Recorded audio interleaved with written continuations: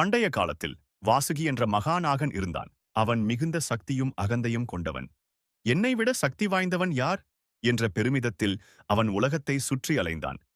வாசுகி ஒரு நாள் அவன் கைலாய மலைக்கு வந்தான். அங்கே சாம்பல் பூசி தியானத்தில் அமர்ந்திருந்த பரமசிவனை பார்த்தான். வாசுகி சிரித்தான். இந்த அமைதியான யோகி என்ன பெரியவன் என்று. அவன் சிவனை தாக்க எண்ணி தன் விஷத்தை வெளியிட முயன்றான். ஆனால் சிவன் கண் திறந்தார்.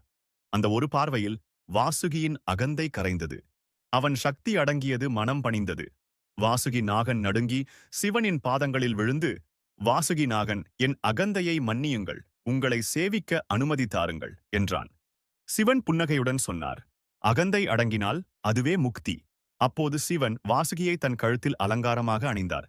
சிவன் கழுத்தில் பாம்பு அகந்தையை கட்டுப்படுத்தும் சக்தி, மரணத்தை வென்ற நிலை விஷத்தையும் அமிர்தமாக மாற்றும்.